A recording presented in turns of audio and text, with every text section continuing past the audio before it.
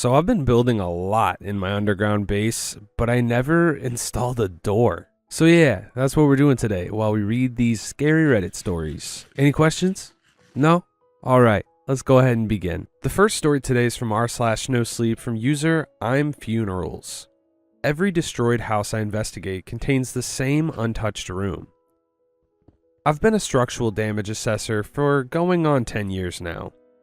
The job is exactly what it sounds like. A building gets destroyed, whether it's fire, flood, gas explosion, structural collapse, whatever, and once the emergency crews are done and the scene is cleared and everyone who had feelings about the building has gone home to have those feelings somewhere else, I go in. I walk the structure and document what's standing and what isn't. I file a report that tells the county, the contractor, or the insurance company whether the building can be salvaged or needs to come down. I go in alone, I come out alone. I write the report, and I move on to the next one. 10 years of that. Dozens of destroyed buildings. It doesn't get to you the way people expect. It goes the other way. After a while, a destroyed building is just a destroyed building. You stop seeing what it used to be, and you start seeing load-bearing walls and the path of least resistance through something that's trying to fall. I'm telling you all this now because I need someone else to know. The first house was in February. A gas leak took out the kitchen and most of the ground floor, and left the upstairs looking like nothing happened except for the smoke damage on the ceiling and the way every window was blown out. I've seen it 100 times. The explosion travels the path of least resistance, and everything above it just sits there, intact, structurally sound, and completely exposed. I documented the ground floor, noted the compromised load-bearing wall on the north side, and went upstairs to check the structural integrity of the second floor. 3 bedrooms. 2 of them were what I expected. Smoke damage with cracked drywall where the ceiling had shifted, and furniture thrown around from the blast pressure. The 3rd bedroom at the end of the hall was untouched. A made bed with a dark green comforter pulled tight. A nightstand with a glass of water and an ashtray. A pack of cigarettes next to a lighter. I noted it in my report. Structurally sound room, personal effects undisturbed. Recommend contents evaluation before demolition. I photographed it and moved on. I didn't think about it again. Not until the second house. The second house was in March. This one was an electrical fire on the east side of the county, in an older neighborhood. The fire started in the walls and gutted the structure from the inside before anyone smelled smoke. By the time the trucks arrived, there wasn't much left of the first floor or the east wing. The west wing was standing. I went through the west wing room by room, documented the smoke penetration, the heat damage to the ceiling joists, and the way the floor was soft in 3 spots where the subfloor had been compromised. At the end of the hall, there was a bedroom. I opened the door. A made bed with a dark green comforter pulled tight, a nightstand with a glass of water and an ashtray, a pack of cigarettes next to the lighter. I stood in the doorway for a moment, then I took out my phone and looked at the photos from the February house. Same comforter, same ashtray, same arrangement on the nightstand. I did what any reasonable person would do, which was try to talk myself out of it. Dark green comforters are common, cheap lighters and ashtrays are common. A lot of smokers keep their cigarettes on their nightstand. Coincidence, old housing stock, similar taste and decor, nothing unusual. I wrote the report and moved on. The third house was in April. Flood damage from a burst main, downtown, one of those narrow 3-story buildings that used to be commercial on the ground floor and residential above. The ground floor was gutted. The first and second floors had significant water damage, warped floors, compromised drywall, and mold already starting in the corners. The third floor at the end of the hall. I opened the door, and I felt something tighten in my chest. The same goddamn room. But the bed wasn't made as tightly this time. The comforter was pulled up, but there was a slight depression in the pillow, like someone had been lying there and gotten up and made the bed quickly, not quite smoothing everything back. And the ashtray had a cigarette in it, half smoked. The ash was intact, like it had been set down and left there. I took photographs for a long time. I measured the room. I checked the wallpaper pattern against the photos from the 2 previous houses. The same faded patch near the window. The same place where the paper had lifted slightly at the seam near the door. I went home and I Googled the wallpaper pattern. It was discontinued in 1987. The manufacturer doesn't exist anymore. I filed my report. I decided not to mention the room. I didn't sleep well that night. The fourth house was in May. I almost didn't go in. I sat in my truck in front of the building for 15 minutes before I could make myself open the door. Fire damage, residential, outer edge of the county, single-family home. I went through the motions on the lower floors, documented everything, took my photos, wrote my notes in shorthand. Upstairs, at the end of the hall, I opened the door. Of course, the same everything. Except the mattress. I know my own mattress. I bought it 4 years ago after my back started giving me trouble from a pinched nerve. It was my mattress. I tried to think about all the reasonable explanations, and I couldn't find one. I took a photo of the mattress tag. I went home and checked my own mattress tag, and it was the same model, same manufacturer date. I poured myself a drink and sat at my kitchen table for a long time. Then I told myself there were probably thousands of those mattresses in the county and went to bed. The fifth house was last week. I knew before I opened the door at the end of the hall. I'd known since the fourth house that this was where it was going. I opened the door anyway. Some part of me needed to see it. The room was mine. Completely. The landscape print I've had since my mom died, and I kept it because she gave it to me, not because I like it. The specific bleach stain on the fitted sheet from the summer when I spilled cleaning solution and didn't notice until laundry day. All of it, in a destroyed building on the east side of Yoseki, in a room that smelled like clover. The bed was occupied. I couldn't see a face. The figure was on its side, turned away, the comforter pulled up. But I could see it was my build, my hair on the pillow, the way I sleep when I'm exhausted, one arm tucked under it. I stood in that doorway for a long time. Then I closed the door very quietly and walked back down the hall and out of the building and got into my truck. I drove home. I'm writing this from my kitchen table, and it's 11 o'clock at night. I came home tonight, walked upstairs, stood in my bedroom doorway, and I looked at my room for a long time. The bed is made. I never make my bed. The nightstand is clear. No charger cable, no glass of water, no clutter. The bleach-stained sheet is gone. The landscape print my mom gave me is gone. The mattress is made up with sheets I don't recognize, tucked tight at the corners. My bedroom looks like a room nobody lives in. It looks like the room I found the first time, untouched. Like someone just stepped out. I don't know where I've been sleeping. I don't know how long I've been gone. I'm gonna call my friend tomorrow. We're supposed to get beers on Saturday anyway. I think I just need someone to tell me I seem like myself. Yeah, this is just one of those stories that genuinely sounds like a fever dream. Like, this person is genuinely losing touch with their perception of reality. And that is one of the most terrifying things I can imagine. Anyways, let me know what you thought about that one down in the comments. I'm going to move on with the next one. It's from r/nosleep from user fartoday9069. Something doesn't feel right outside the house. I haven't left my house in a few years. I've lost count of how many exactly, to be honest. After the first few months, it kind of stopped bothering me, as well as I didn't really feel the need to be outside. What is it good for? Here, I'm well fed, comfortable, entertained, and safe. A combination of things I would never have if I stepped out. I've felt kinda strange lately, however.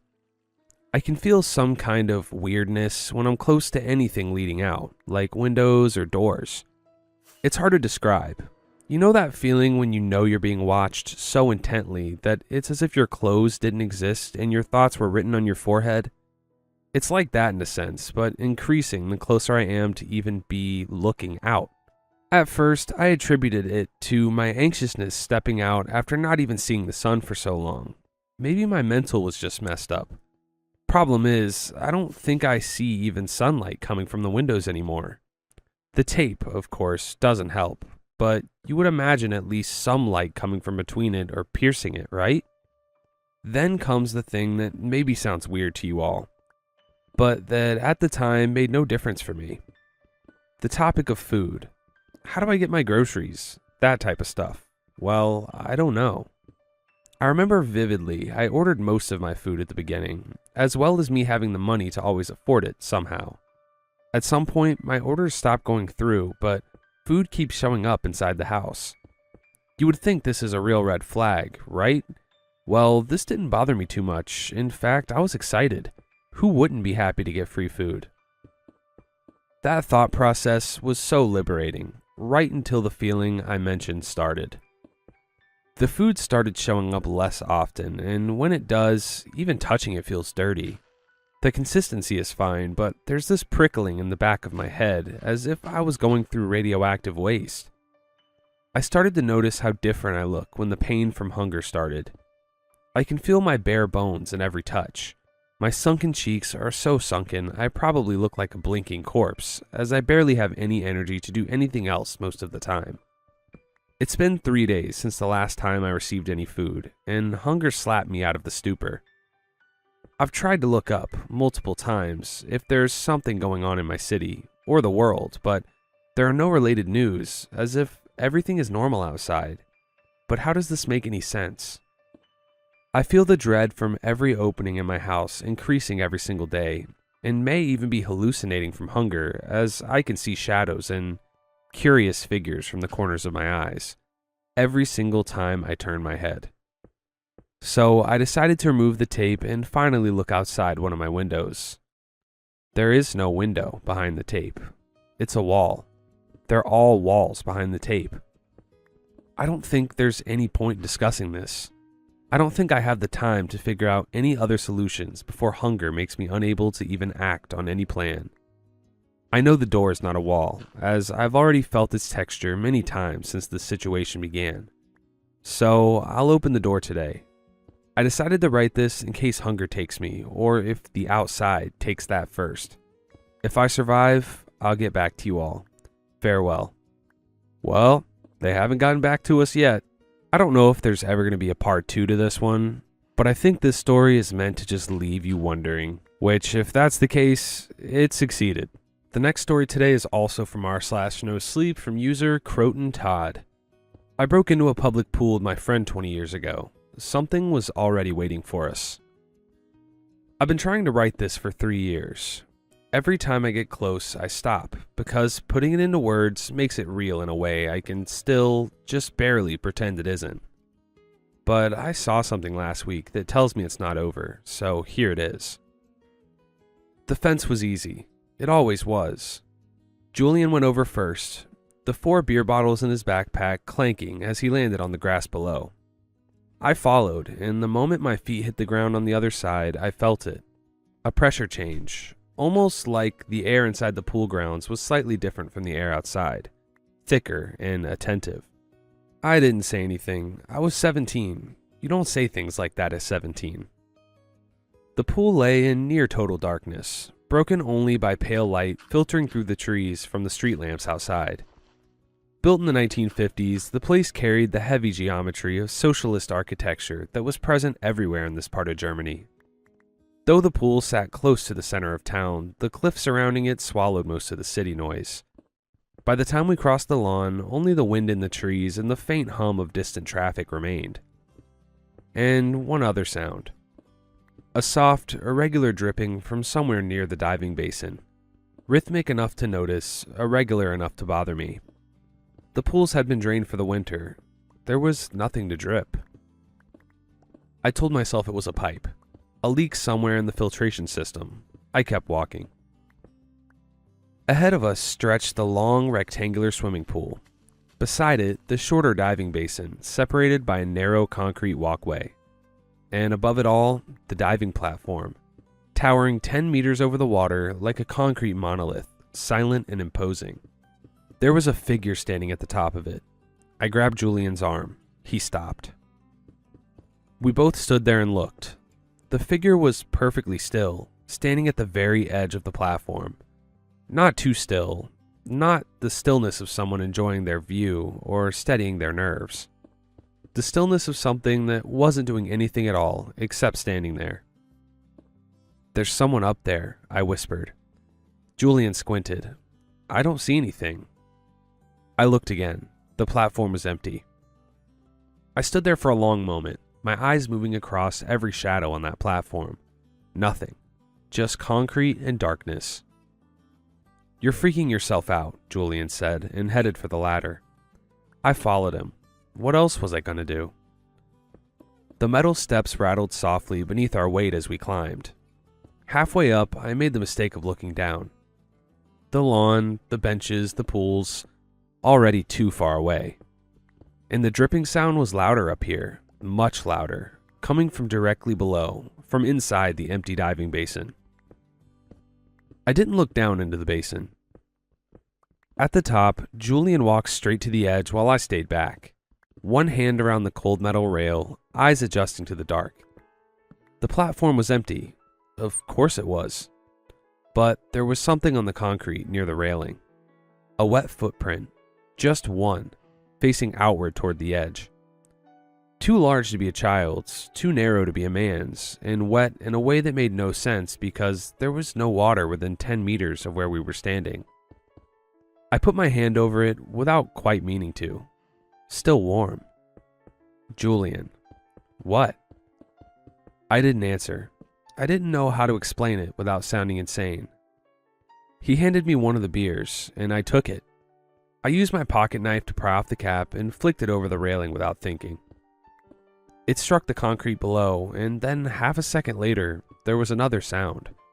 Quieter, more wet, and wrong. Like something shifting its weight on the floor of the empty basin. Julian hadn't noticed. He was sitting near the edge, one leg dangling over the dark. "Hey," he said, "have you ever heard the story?" I knew the story. Everyone at school knew it. Two boys, refugees from the Kosovo War, strong alcohol, a warm summer night, and a dare. One of them had backed up to the far end of the platform, taken a running start, and jumped the walkway into the main pool. Made it. His friend had tried to follow. Julian told it slowly, the way you tell a story you've told before and enjoy telling. When he got to the end, he raised his fist and opened his hand in front of his face, his mouth forming a wet, crushing sound. He came down right on the walkway. The wind moved through the trees below us. "People say," Julian murmured, staring down at the walkway, "if you get enough speed, it's actually possible." And that was when I saw it again. Not on the platform this time, down on the walkway below. The figure, standing exactly where Julian was looking. Same impossible stillness. Same position right at the edge of the concrete, facing the diving basin, facing up toward us. This time, Julian saw it too.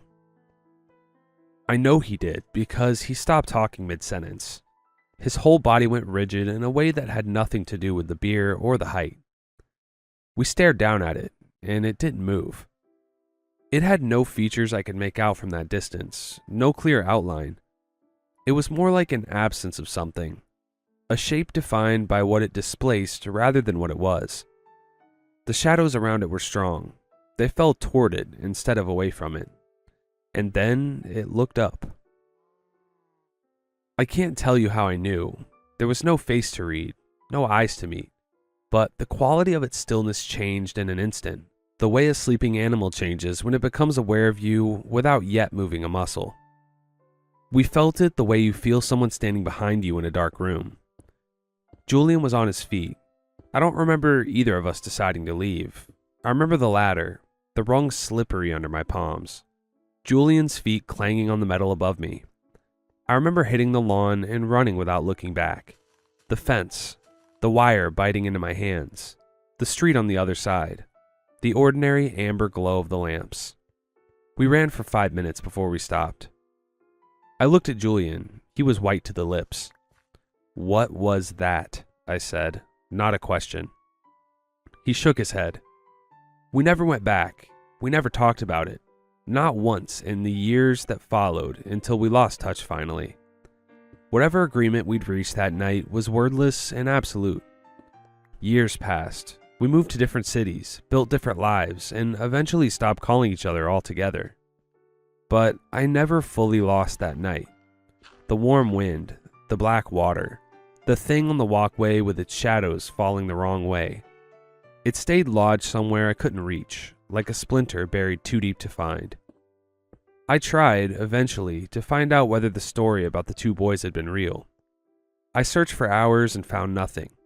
No newspaper report, no record. Maybe it was invented. Maybe every town needs its own urban legend. Then I found Julian's obituary. Brief, careful language. The kind of language people use when the circumstances are what everyone suspects, but no one will say directly. I sat with that for a long time. Last week, I walked past the pool. My parents still live nearby, so I pass it sometimes. It was renovated a few years ago, the concrete walkway demolished, the two basins merged into one long, unbroken stretch of water. The specific geometry of that night, the gap, the distance that had defined everything, was gone. I don't know why I stopped. I stood at the fence for a while in the dawn, looking at the platform, and I did what I always do, what I've been doing for 20 years on balconies and bridges and the tops of parking structures. I calculated the distance, the arc, the speed. My mind does it automatically now. I've stopped trying to make it stop. The pool was empty. The lawn was empty. The platform stood against the darkening sky the way it always had, concrete and patient and still. I told myself there was nothing there, and I almost believed it. And then my stomach dropped, the same way it had 20 years ago, before I understood what I was looking at. Not a movement, not a sound, just a shift in the character of the dark at the top of the platform, an attention turning, something up there becoming aware that I was standing at the fence below. I left. I ran. I haven't slept properly since. I think about Julian on that platform 20 years ago, his foot sliding backward. Whether he had heard those words from someone too, in the dark, at the top of some platform he shouldn't have been on. Whether that's how it works. Whether it's always worked that way. Whether it's been working that way on me, slowly ever since. Because I still calculate the distance, every time, automatically, without wanting to. And lately, the number it keeps arriving at is the same one. And lately, that number has started to feel like an answer. If anyone recognizes that pool, I don't know if staying away helps. I stayed away for 20 years and it didn't stop. But don't climb the ladder. Whatever you feel when you're standing at the base of it, whatever feels like curiosity or courage or just wanting to know, don't climb the ladder. It's been up there a long time. It knows how to wait. Yeah, man, I'm not climbing that ladder. Yeah, man, I can just picture in my head that dark figure turning and just eerily looking at you. Ugh, that gives me chills. The next story today is from r/nosleep from user tticeboy123. I've counted my crew before every dredge for 14 years. Tonight, the count was wrong. I'm the senior deckhand on a 68-foot trawler called the Margaret Ann. I've worked this boat for 14 years. The crew is 6, Captain Hal, First Mate Donnie, Engineer Pete, and 3 deckhands. Me, Manny, and Ruben. 6. Hold on to that number while I tell you the rest of this. I do the head count before every dredge. That's my job as senior deckhand. Before we lower the trawl, before we haul it back, before we open the coat end, I count. 6 men, accounted for, all in the right positions. It's a safety thing. The coat end can swing when it comes up full, and if we're missing a man we don't know about, he could be in the water. I've done this head count on this boat for 14 years. The number has always been 6. I want you to remember that I am the one who knows. 3 days into the trip, we set the trawl over a section of bottom Hal had marked on the chart. 800 feet. The kind of depth where the haul takes nearly an hour and the cable hums under the load. We started bringing it up around 2 a.m. Hal called down asking what we had, and Donnie said the sonar was reading a mass that wasn't a fish. Just a single dense object in the coat end, big as a small car. Manny said it was probably a container, lost cargo from a freighter. We've pulled up tires, refrigerators, an entire fiberglass dinghy once. Whatever it was, we couldn't dump it back. The net was tangled around it and the cable was straining. We winched it onto the deck. The coden hit the planks with a sound I had heard before. 11 years ago, I worked recovery on a ferry that capsized in fog. We pulled 14 people out of the water that week. They all sounded like that when we set them down on the deck. Not a thud, a wet weight. The way a body sounds when it has been in cold water long enough to take some of the cold with it. I hadn't heard that sound in 11 years, and I was hearing it now. We did not open the net. Hal came down from the bridge. He looked at the coden for a long time. He told us to lash it down where it sat, leave it under the tarp, and not open it until daylight. He said he wanted Pete to look at it first. I did the head count. 6. Hal back on the bridge, Donnie on the bridge with Hal, Pete coming up from the engine room, Manny lashing the tarp, Ruben holding the spotlight, me at the rail. We went to bed. In the morning, we opened the net, and there was nothing inside. The coden was empty. Not the catch fell out empty. The cinch line was tied, the mesh had a gap. It was a small gap, right at the seam where the cinch meets the body of the net. The cordage was unraveled, not torn. It had come apart, like fingers had worked at the knots from the inside until the seam gave. I stood looking at the gap for a long time before Hal called me over to help with the deck. I did the head count. 6. We started cleaning up. I was coiling the lazy line when I saw it. There was a handprint on the deck where the coden had been resting. 5 fingers, palm flat, the heel of the hand pressed into the planks, the size of a man's hand, already drying in the morning sun. The wood around the fingers was wrong.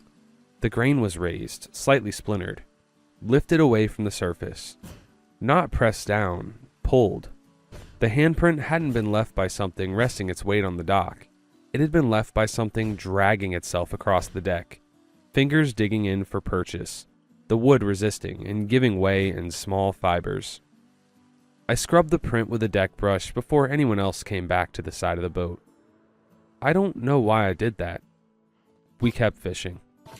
The next day, the catch was thin. We dragged the same bottom and pulled up almost nothing. Hal said we had spooked the fish, so he moved us 30 miles east. That night, around 1 a.m., I came up from the bunk to use the head, and Ruben was sitting at the galley table. Ruben does not work the late watch. He should have been asleep. He works the morning watch with me, and we both come up at 4 a.m. He was sitting at the galley with his back to me. He wasn't eating anything.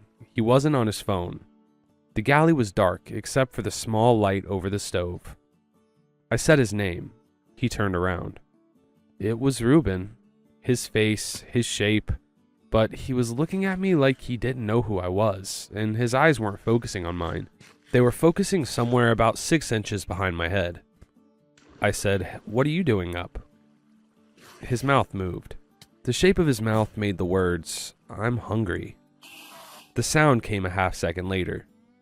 The voice was Ruben's voice, but it arrived after his lips had already finished the sentence and gone still, as if the words had to travel from somewhere else to reach me.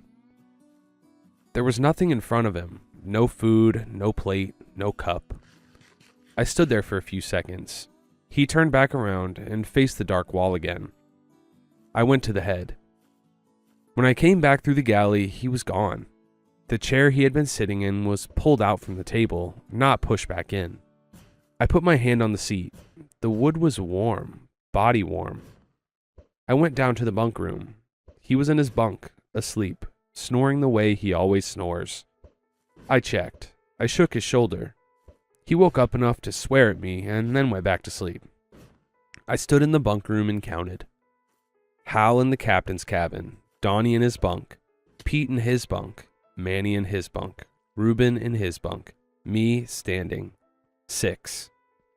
I went back up through the galley. The chair was still pulled out. I put my hand on it again. Still warm. I went to bed. I came up at 4 a.m. for my watch. I walked through the galley on the way to the deck. The chair was still pulled out, and I put my hand on it. Still warm. Same temperature it had been at 1 a.m. Body warm. The chair had been warm for 3 hours, and the wood was old, and the galley was cold, and nothing should have stayed warm that long. Whatever had been sitting in that chair was warming it from the inside. I worked my watch.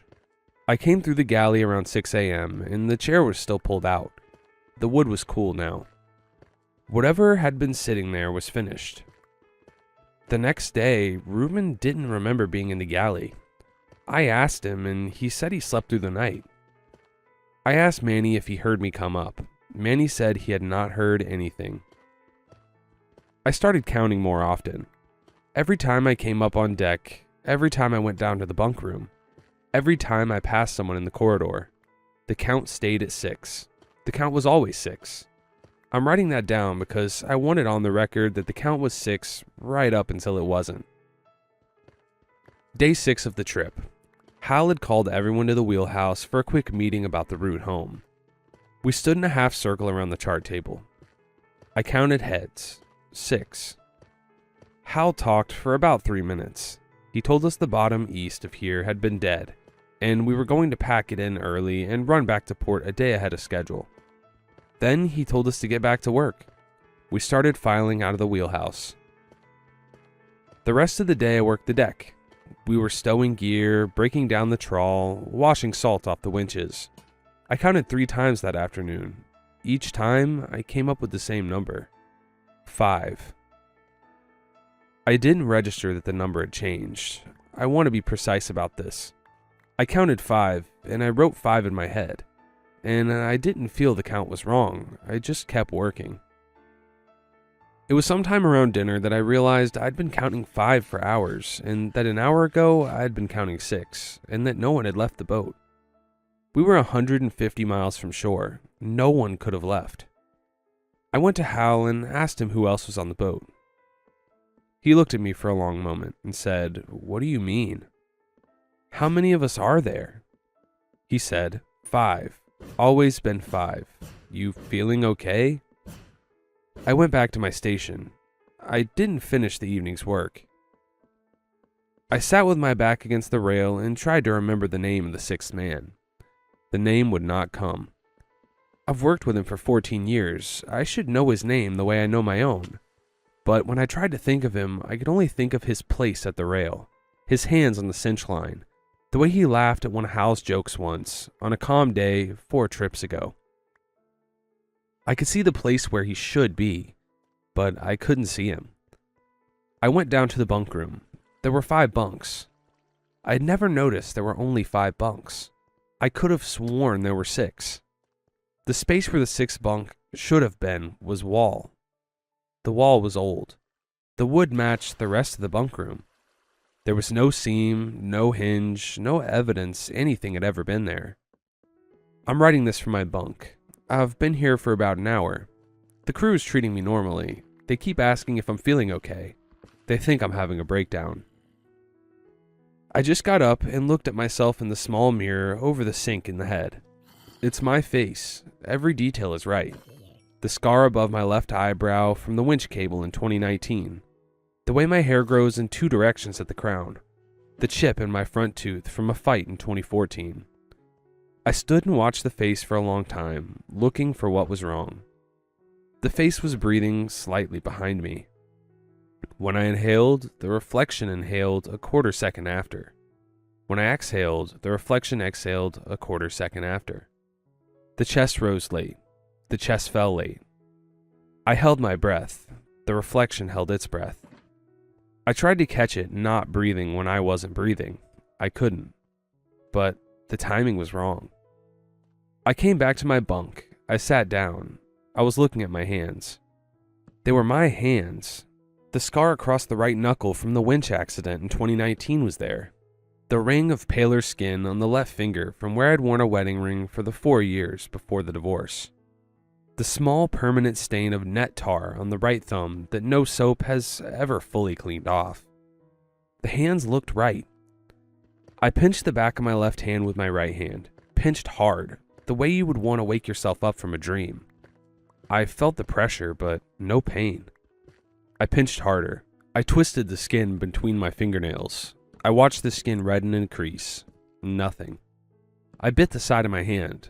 I bit hard enough that I should have broken the skin. The skin did not break. My teeth pressed into something that gave like meat, but did not bleed and did not hurt. The hands look right.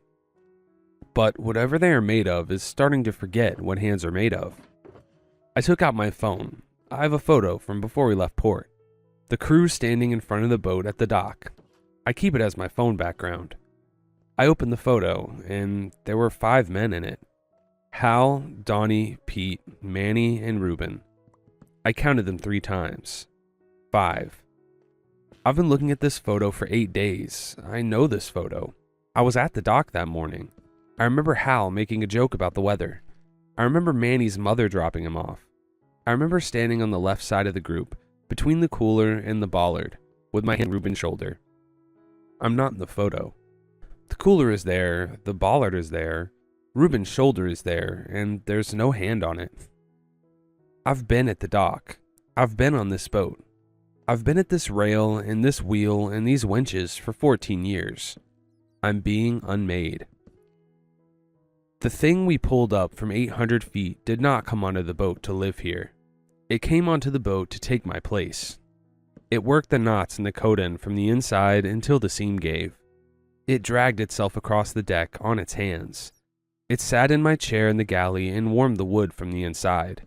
It wore Ruben's face for a few seconds at 1 a.m. to see how my face was worn. It's wearing my place now. Hal doesn't see me anymore. Hal sees 5 men, and one of them is in my spot, doing my job, with my hands on the lazy line. Hal is concerned about the man who keeps asking strange questions, but Hal does not know that man's name, and tomorrow, Hal won't see him at all. I've been trying to remember my own name. I had a name an hour ago. I was using it in my head, like a word you wear. I just tried to write it down, and the letters would not come. I tried to write the name of my mother. I tried to write the name of the town where I grew up. I tried to write the name of my first dog. The shapes are slipping. Hal, Donnie, Pete, Manny, Ruben. I know those names. I've known those names for 14 years. One of those names was my friend. One of those names called my name across the deck on the morning the photo was taken. I don't know which. The trip ends in 2 days. There'll be 5 men walking off boat in port. They won't be missing anyone because by then there will be no one to miss. If you are reading this and you remember me, please tell me my name. Jeez, that was absolutely bonkers. Like, was it a minivan sized nautical skinwalker or something? I don't know. I don't know what I'm missing, but let me know what you guys thought about this one in the comments and tell me what I missed. Huge shout out to my channel members. If you guys do want to further support the channel, that link's going to be down in the description. However, this is not at all necessary. Only do this if you really want to. That's all the Minecraft and Reddit stories I have for you today. If you liked this video, don't forget to drop a like and subscribe. And if you didn't like the video, I upload every day. Maybe you'll like tomorrow's. Thanks for watching. Peace.